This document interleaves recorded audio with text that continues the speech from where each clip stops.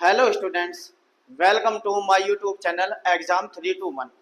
इस वीडियो के माध्यम से मैं आपको पढ़ाने जा रहा हूं फिनोल और एथिल अल्कोहल में अंतर, जो कि बहुत महत्वपूर्ण टॉपिक होता है और एग्जाम में लगातार क्वेश्चन पूछा जाता है। आइए एक डायग्राम बना देता हूं और उसमें बस समझाता हूं मैं फिनोल और एथिल अल्कोहल में अंतर। सबसे पहले देखिए परीक्षण। अगर ये क्वेश्चन बोर्ड में आता है तो आपको क्या करना है, आपको लिखना है परीक्षण और एक तरफ आपको लिख देना है फिनोल और एक तरफ आपको लिखना है एथिल अल्कोहल। Ethyl alcohol.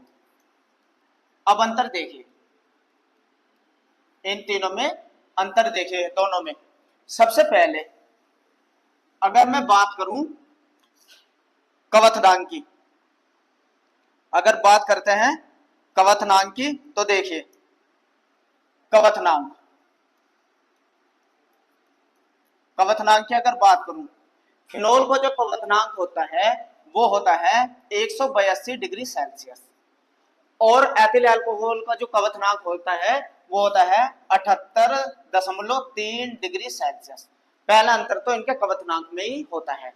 तो ये कवथनांक में अंतर पहला तो ये हुआ। दूसरा अंतर देखिए आप, ये तो पहला अंतर हुआ। दूसरा अंतर देखिए, दूसरा अंतर अगर NaOH से क्रिया होती है, यानी कि सोडियम हाइड्रोक्साइड से, NaOH से क्रिया होती है तो फिनोल और एथिल अल्कोहल में क्या होता है। अगर फिनोल से NaOH की क्रिया होती है तो सोडियम फिनॉक्साइड का अवक्षेप प्राप्त होता है। सोडियम फिनॉक्साइड जिसका अनुसूत्र होता है, मैं लिख देता हूं C6H5ONa। ये सोडियम फिनॉक्साइड होता है। C6H5ONa का अवक्षेप बनता है, अवक्षेप प्राप्त होता है सोडियम फिनॉक्साइड का। और एथिल अल्कोहल NaOH से कोई अभिक्रिया नहीं होती, कोई अभिक्रिया नहीं, यानी कि एथिल अल्कोहल NaOH से कोई अभिक्रिया नहीं करता, जबकि फिनोल क्या काम करता है, सोडियम फिनॉक्साइड बनाता है। अब तीसरा अंतर देखिए, अब आप तीसरा अंतर देखिए इसमें।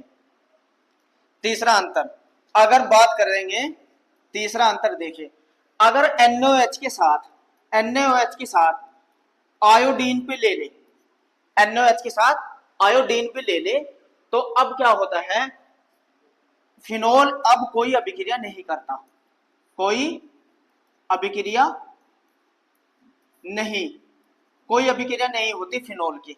लेकिन एथिल अल्कोहल अगर NaOH plus iodine I2 iodine से क्रिया करता है तो एसिटेल्डिहाइड आयोडोफॉर्म बनता है, सॉरी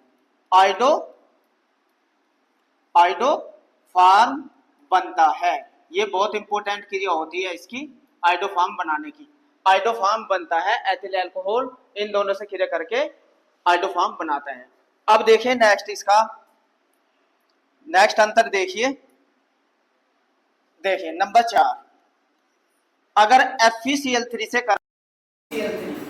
FeCl3 से फिनोल क्या होता है, FeCl3 को अगर फिनोल के विलयन में डालते हैं तो बैंगनी रंग आता है। रंग कैसा आ जाता है, बैंगनी रंग। फिनोल का रंग कैसा हो जाता है, बैंगनी रंग हो जाता है। और एथिल अल्कोहल कोई अभिक्रिया नहीं करता, कोई अभिक्रिया नहीं, कोई अभिक्रिया नहीं करता। ये अंतर हुआ। और अब पांचवा जो बहुत इंपॉर्टेंट अंतर होता है, ये आपको अभिक्रिया में जाके भी पढ़ना है और इसमें भी आपको देख लेना है।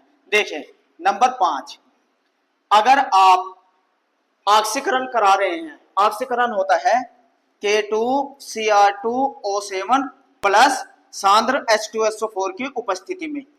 अगर हम ऑक्सीकरण कर रहे हैं पोटेशियम डाइक्रोमेट और सांद्र H2SO4 की उपस्थिति में, तो अगर फिनोल का ऑक्सीकरण अगर हम करते हैं तो कोई अभिक्रिया नहीं होती फिनोल के साथ, कोई अभिक्रिया नहीं।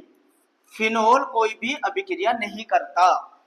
ऑक्सीकरण अभिक्रिया फिनोल पोटेशियम डाइक्रोमेट और सांद्र H2SO4 की उपस्थिति में नहीं करता। लेकिन बहुत मोस्ट इंपोर्टेंट अभिक्रिया है, अभिक्रिया जाकर देखना। अगर एथिल अल्कोहल का ऑक्सीकरण करते हैं तो एसीटेल्डिहाइड प्राप्त होता है। एसीटेल्डिहाइड जिसका अणुसूत्र होता है CH3CHO, ये होता है एसीटेल्डिहाइड। एसीटेल्डिहाइड प्राप्त होता है।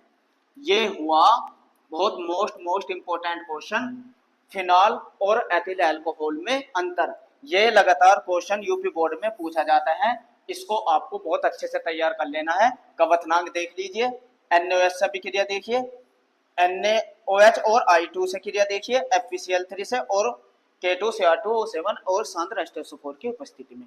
ये हुआ फिनोल और एथिल अल्कोहल में अंतर। तो मिलते हैं मेरी नेक्स्ट वीडियो में। मेरे साथ जुड़े रहने के लिए थैंक्स।